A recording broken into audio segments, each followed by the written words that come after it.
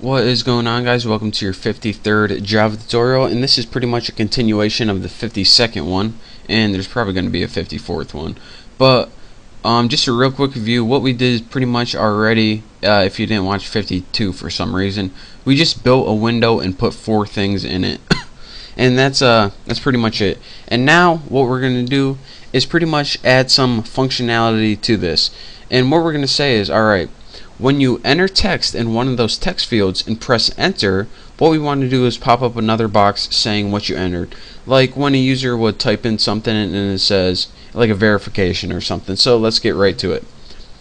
Now, what we need to do is, the first thing that we're going to need to do is build an action listener object. So what this means is we have 4 text fields waiting on the screen, and they're pretty much dumb and they don't do anything right now. What we want them to do is to add some brains to them and have them waiting on the screen in listening, it's called. And when you listen, you're pretty much just waiting for an event to happen. So right now they just look pretty. They're not even waiting for anything. So what we want to say is, alright, text boxes, listen for something to happen, and when that happens, we want you to execute a bunch of code. So the first thing that we're going to need to do is we're going to build another class to execute the code. But this class, I'm going to build an object for this class before I even build the class. So the class name is going to be the handler, and we're going to get some errors right here, but that's fine.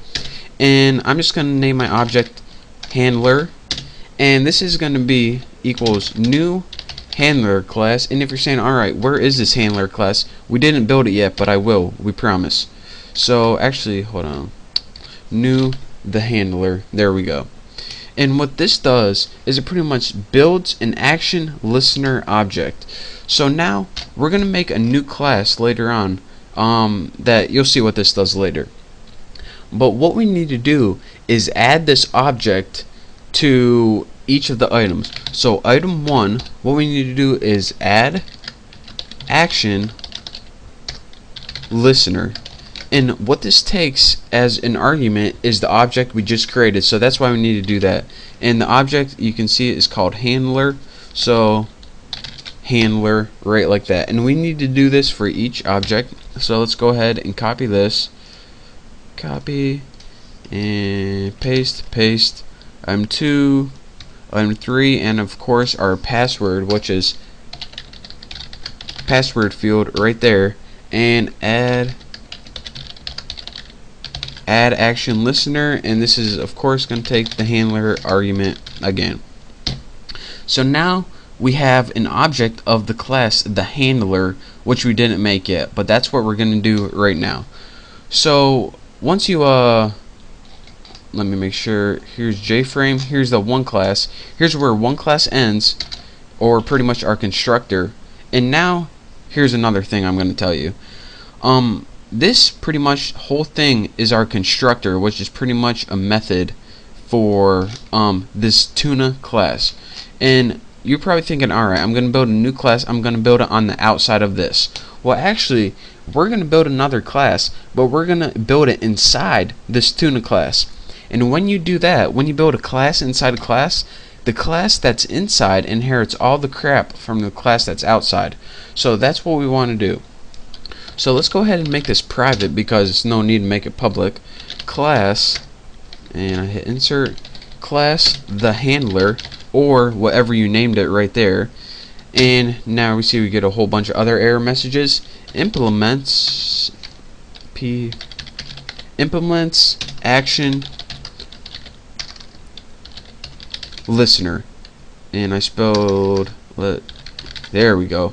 Implements action listener. Now what we want to do is go ahead and build a body for this. And now what we have is our class. And why did we need to name it the handler? Because that's what the object was. And it implements action listener. And what this means is pretty much that this is going to be the class to handle the events. And you'll see why later on, but I know it's confusing right now. But what this action listener class is it takes one method. There's only one method we're going to be building in this class, and that's the method that's going to be called automatically whenever an event occurs. And to do that, type public void, and I know this doesn't make any sense to you right now. It's weird because you kind of have to build the whole program to see what's going on, but I promise by the end of this you'll see what's going on. Action, and you need to name this performed, and as a argument you need to take action event, and then you need to name your variable something like event, like that.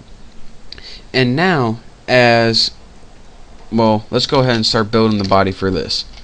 So what happens in this private class right here is, as soon as an event occurs, whatever happens inside here is gonna handle the event.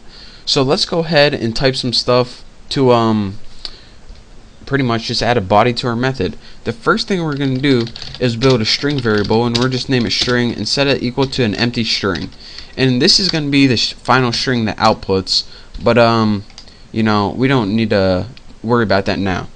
Now the next thing we're going to want to do is make pretty much a huge if statement, and you'll see why in a second. The first condition we're going to test if the event, and remember this is like an enter or a click, and in this case it's going to be, if the event is going to be when the when the user presses enter.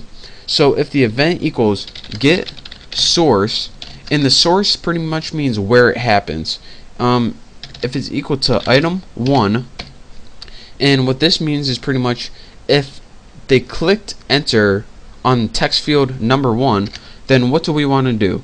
Well, the first thing we're going to want to do is take that string variable that is empty right now, and we want to set it equal to string format, and we would just use C style formatting, and we're going to want to set this equal to put something like field 1 %s, and put those in quotation marks.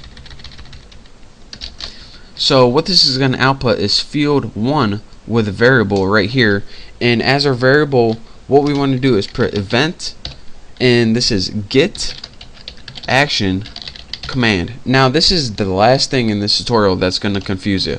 What get action command means, after I add my semicolon, is get the text from that location. So if they type in Bucky in field 1 and press enter, what this is going to do is say, alright, your event source, or you hit enter at item number 1. So what I'm going to do is put field 1 equals Bucky, and you'll see why later on, but for now just follow with me. The next thing we're going to do is build 3 else ifs. So else if, and just go ahead and copy this, paste in event 2 field 2, and we'll get the action command for that. Now let's go ahead and just copy this one more time. Copy. Let me make sure my cursor's in the right spot. Oh, cool, it's messing up. Cool. And paste. If event get sorts equals from item 3, then we just want to output field 3 equals that. And now what we want to do lastly is put else if, and let's go ahead and put event get source. Alright, if this event occurs on, what do we name it, password field, then what do you want to do? Set the string, why are you messing up, Haas? Set the string equal to string format, and let's just go ahead and do the same thing. The format is let's put password field is %s, and the arguments it takes is of course event get action command right there. So now let me make sure we're good to go. Don't have any errors aside from these. And what error are we getting right here? The method add action layer is undefined, which is we'll worry about that later.